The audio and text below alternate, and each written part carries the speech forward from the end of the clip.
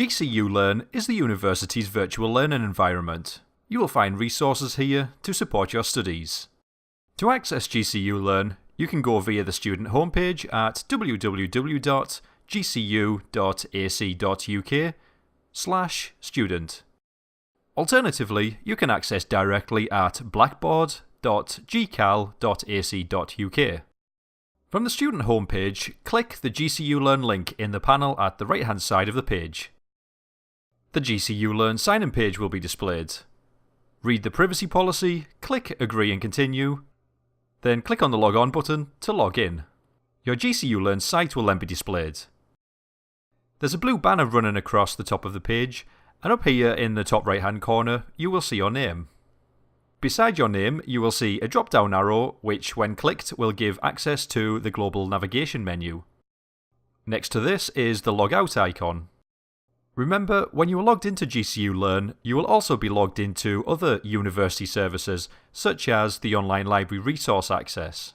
So to log out of other services that you are logged into, remember to fully close down the browser. Across the top here, we have some high-level links such as My GCULearn, Courses, Content, Communities, and Student Help.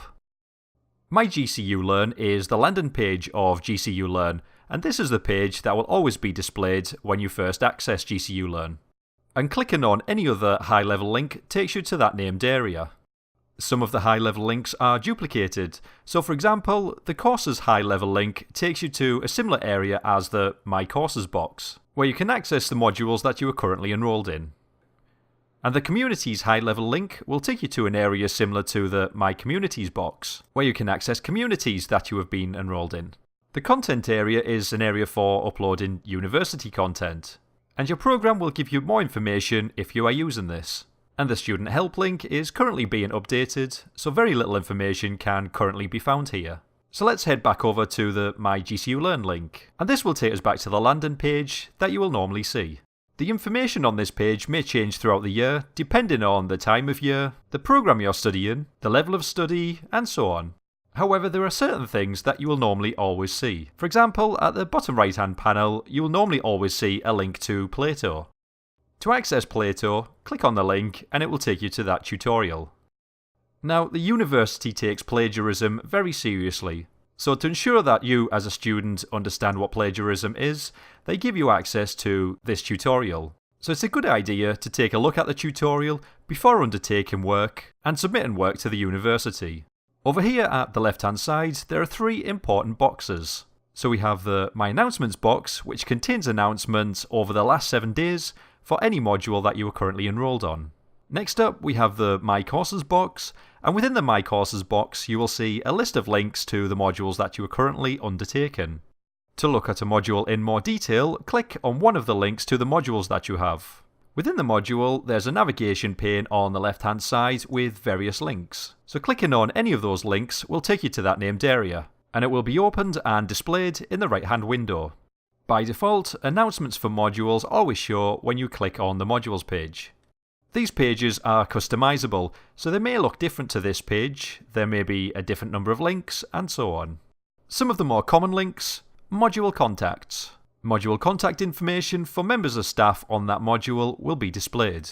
And you could perhaps find email addresses, phone numbers, or office locations for that person. The Learning Resources link will take you to a page where the learning resources for your module will be listed. It could be Word documents, PowerPoint presentations, videos, it could be a link to a journal article, or you could be asked to participate in a blog or a wiki.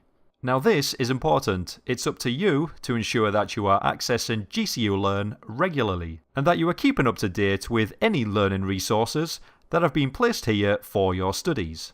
These learning resources have been set in week-by-week folders. If I go into week 1, I have a Word document and PowerPoint presentations here. To open any resource, just click on the resource name. You will be asked what you want to do with the file. Follow the on-screen instructions, as different browsers have different ways of downloading the content. But once you choose your method, the application will open and display the learning resource, allowing you to view it. And you can then move on to the next piece of content. The next link that is normally always shown is the Assignments link, When you click on this link, you will see information about the assignments which has been posted for the module that you are currently viewing. There are assignments here which have to be submitted via Turnitin, so you will know it's a Turnitin assignment as you'll always see the View Complete link. To submit an assignment via Turnitin, click on the View Complete link and follow the on-screen instructions. To go back to the My GCULearn page, click on the My GCULearn high-level link. Next up on the right hand side is the My Communities box, where you'll see communities that you have been enrolled in to help with your studies, or any other community that your programme thinks is appropriate for your studies. To log out of GCULearn, click on the Log Out icon over here in the top right hand corner. But do remember that you are still logged into other resources, and so to fully log out, you must close down the browser.